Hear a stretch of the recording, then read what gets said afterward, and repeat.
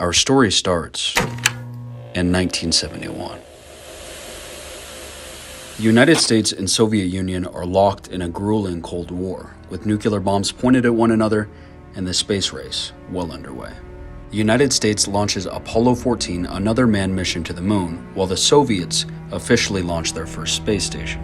The New York Times publishes the Pentagon Papers exposing the US government, while China joins the UN and Walt Disney World opens in Florida.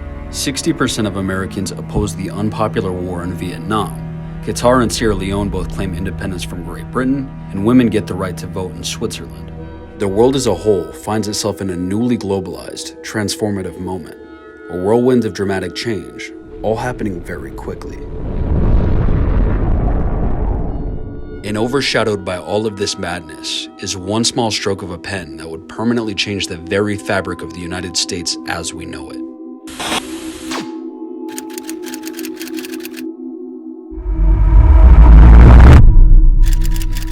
August 15th, 1971. President Richard Nixon is set to give an address to the nation. Good evening.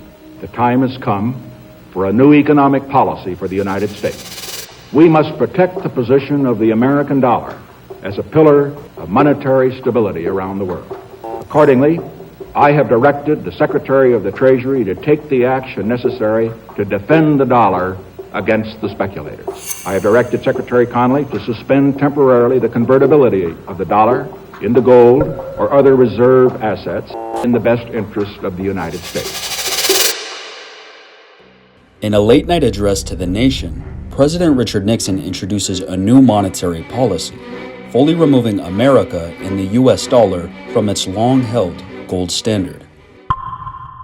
Instead of tying dollars to gold and limiting the number of dollars that could be printed, the US government fully detaches its currency from gold and becomes free to print as much money as they desire. The US dollar officially becomes a fiat currency, meaning its value is no longer tied to any limited natural resource. No longer is the dollar held to any standard that can ensure its value. Instead, the number of dollars, and in turn the value of the dollar, can be manipulated freely by government bureaucrats. With one small stroke of a pen, the US government had given itself access to an unlimited supply of money. And you don't need a degree in economics to understand that when the supply of something becomes unlimited, its value is likely to drop. And that's exactly what happened.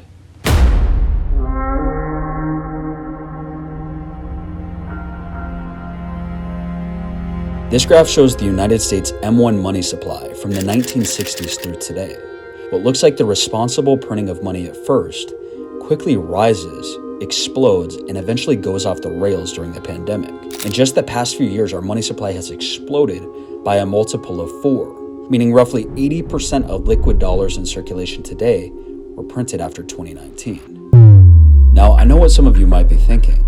This is probably just a byproduct of a once-in-a-lifetime pandemic, and maybe it's actually a good thing that our government has the ability to print unlimited money for national emergencies like this, right? Well, let's take a look at our federal deficit. From 1900 to the 1970s, the federal government never ran a huge deficit, with the exception of World War II. In fact, for many years, the government ran a surplus. Federal spending from year to year, decade to decade, was actually fairly reasonable. After the government abandoned the gold standard in 1971, though, that story changes. Ever since then, the government has tended to run bigger and bigger deficits. Their appetite for spending on credit is only getting worse. If you look at our national debt to GDP ratio, the United States is the 12th worst ratio in the world, placing just behind countries like Venezuela, Japan, Sudan, and Greece. It seems like our government has accepted a growing deficit as the new norm, as opposed to something that they need to get away from. Even in the private sector, you can see the damage that this new monetary policy has caused. Prior to 1971, the average CEO took home about 15 to 17 times the average wage of their worker. Shortly after 1971, though, this changed, and today's CEOs have an income that's closer to 350 times that of their average worker. Now, obviously, CEOs should be compensated well. They take risks and they drive innovation. But a disparity like this isn't healthy or sustainable, and it's growing. If you make $40,000 a year, this is the difference between your boss making $600,000 per year or more than $13 million per year. And if you look at the individual consumer level, things aren't much different. If you look at consumer debt, the story is more of the same. Through the 1940s, 50s, and 60s, Americans didn't rack up large amounts of debt. Consumer debt was growing, but it was growing at a manageable rate. By the mid-1970s, though, consumer debt started to grow out of control, and where we're at today, it doesn't seem like there's any end in sight. Give a man a gun and he can rob a bank. Or give a man a bank and he can rob the world. If you were to go outside today and ask the average person, where do banks make their money from? They'd probably tell you that it's from deposits and investments. People put their money in the bank holds some of that money, and they invest the rest. Whatever growth they see from those investments is money that they can keep. The part that people don't understand, though, is that banks don't play by the standard investing rules that we do. When banks invest, they actually earn most of their money by creating it out of thin air. When banks make investments, they're not just investing, they're also creating indentured servants. We already talked about how the government can essentially print an unlimited amount of money, but how do they actually do that? They do it through two third-party institutions. The first is banks, and the second is the Federal Reserve. See, when the average person wants a mortgage loan for a new home, their bank has to call up the Federal Reserve. The Federal Reserve, although not technically part of the government, is the one institution that's legally allowed to create new money. So when the bank wants to create a new mortgage, they call up the Federal Reserve to print that money out of thin air. The Federal Reserve then lends that money to the bank, who lends it back to you. See, banks don't use their own money to create mortgage loans. That would be silly. Instead, they have it created out of thin air. They lend it to you and have you pay it back to them with interest. In other words, while the bank does virtually nothing, they're making money off of you on the front end and the back end of a mortgage loan. They're getting your down payment on money that didn't exist. And when you pay back that loan with interest, they're collecting interest for money that didn't exist. Where things get even more convoluted and tricky, though, is understanding how banks speed up this process using a system called fractional reserve banking. For all intents and purposes, this is how banks have turned the world into a giant monopoly board where they can buy all of the property.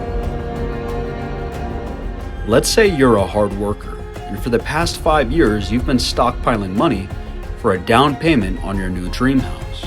You're eyeing a beautiful $500,000 home, and because you're responsible, you decide to put a 20% down payment on this new dream home.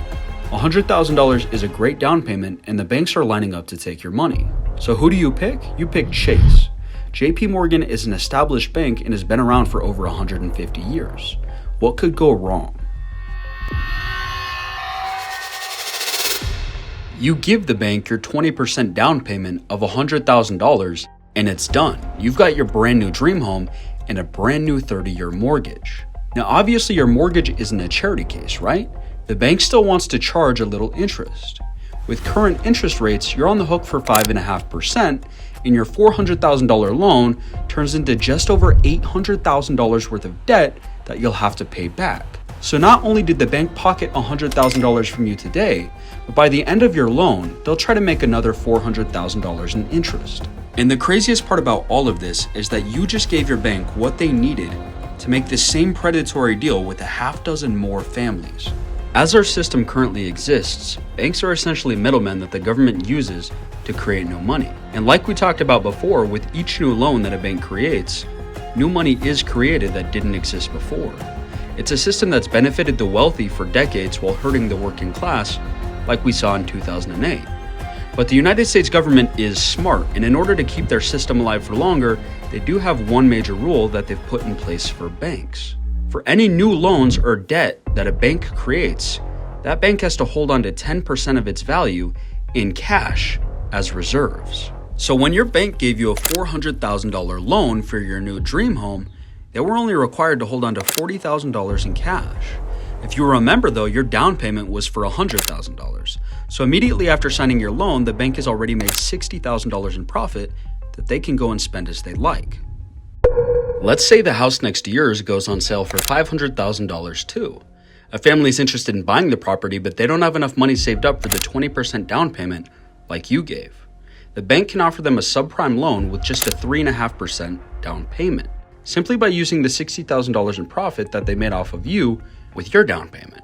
Because as we talked about, the banks have to keep a 10% savings or reserve for all of the loans that they create. But you paid 20% upfront. By being financially responsible, you've given your bank the ability to create 2 home loans. And as mentioned before, when these mortgages are paid with interest, these loans will bring the bank back over $400,000 in profit each. Between the 2 houses, more than $800,000. Once your bank makes that $800,000 in profit, it can set it aside as a 10% reserve and start the cycle over again, creating up to $8 million in new home loans. And with housing prices set to triple over the next 30 years, that $8 million is going to give your bank enough money to create about 5 more mortgages. In other words, your decision to buy a home today gave the bank the leverage it needed to create 6 additional mortgages over a 30-year time span. Now play that out since 1971 over tens of millions of Americans. Is it any wonder why housing prices are skyrocketing? Is it any wonder why rents are up? Is it any wonder why the banks have become more powerful? Fundamentally, this is the problem with debt in the United States. It creates new money which drives up the cost of everything, and then the banks create longer and longer loans in order to make the same goods seem more affordable.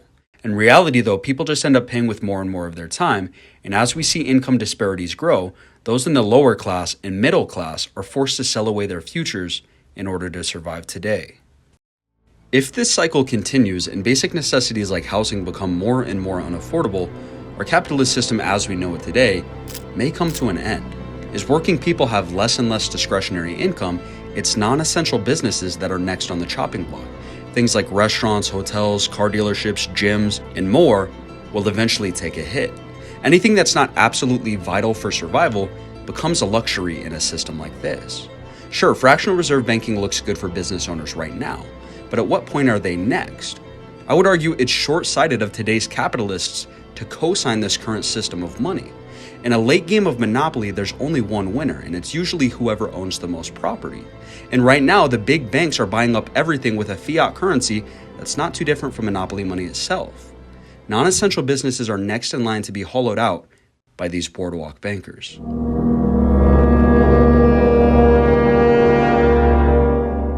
The financial game that we're playing right now is not a game with a happy ending. And a lot like a late-stage game of Monopoly, the board has been set for a few wealthy parties to own everything, while the rest of us hopelessly pass go to collect $200. With each passing year and with each passing turn, survival becomes harder and harder for those who don't already own something. And the current system looks less and less like the free and hopeful capitalist meritocracy that it's resembled in the past. Instead, the rules have become stacked in the favor of a few well-positioned elites. Look at the companies BlackRock and Vanguard, for example. These are 2 indisputably powerful asset management companies. BlackRock has around $10 trillion worth of assets under management, while Vanguard, not far behind, manages around $7 trillion worth of assets. These 2 companies manage more money than the GDPs of Germany, France, Russia, India, Mexico, and Canada combined. Just these 2 companies manage enough money to pay off half of the United States' insane national debt. And when you think about the world's richest man, Elon Musk, keep in mind that his net worth is still only a modest $250 billion. What these 2 companies manage is quite literally 68 times that. Collectively, BlackRock and Vanguard are also the number 1 shareholders in 73% of the S&P 500, meaning out of America's 500 largest publicly traded companies, BlackRock and Vanguard are almost always the biggest shareholders. Their leverage is essentially endless. And fundamentally, this is why they're so hard to break up or even compete with. Their wealth is spread everywhere. They own everyone and everything.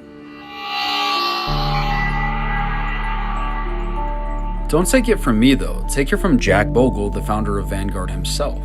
In an article published with the Wall Street Journal, Bogle asks, what if it becomes too successful for its own good? A handful of giant institutional investors will one day hold voting control of virtually every large US corporation. I do not believe that such concentration would serve the national interest. So let me just ask you, do you think this concentration of power is serving our best national interests? The wealth gap between workers and the upper class is growing.